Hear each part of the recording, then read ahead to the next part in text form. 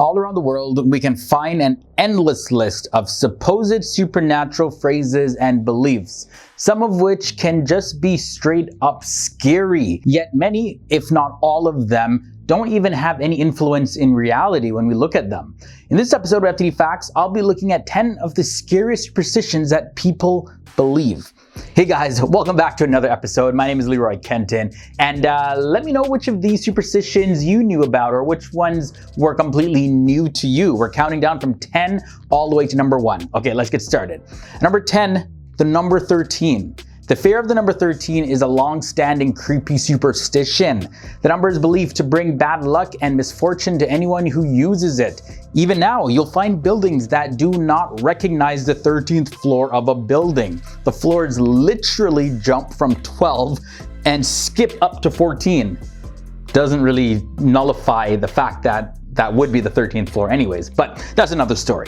One of the earliest known origins of this superstition comes from ancient India, where it was considered unlucky for 13 people to be sitting together.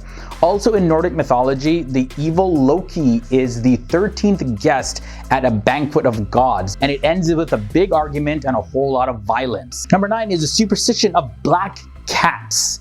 Between the 11th and the 14th centuries, Europe's population grew exponentially, and so did the cat population. Cats were spread all across Europe and were seen by many as pests.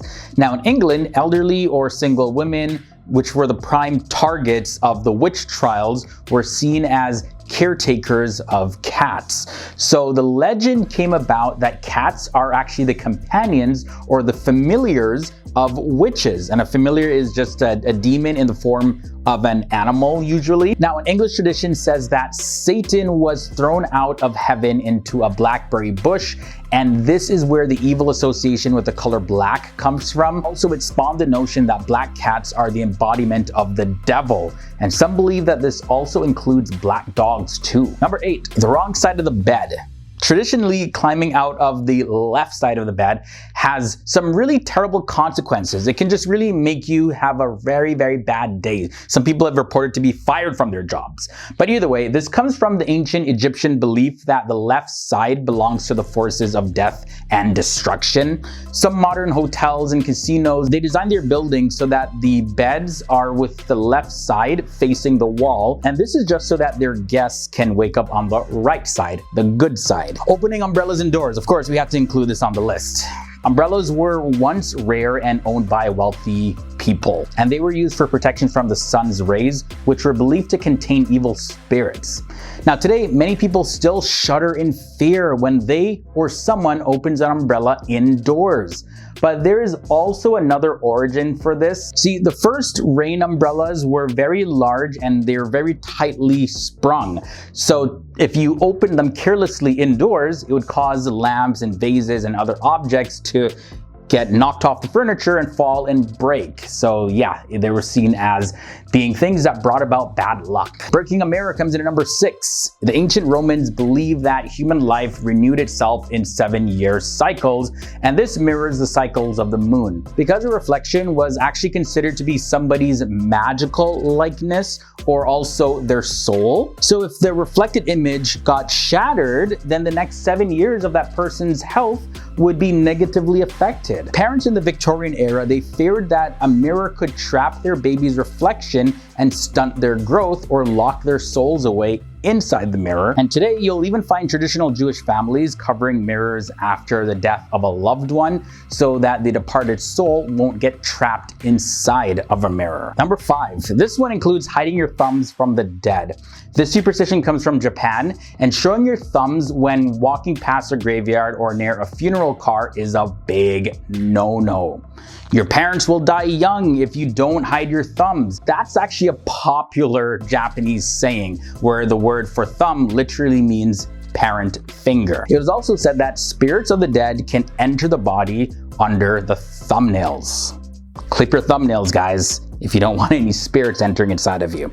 Mine are pretty good. Number 4 is an interesting one, Pagpag.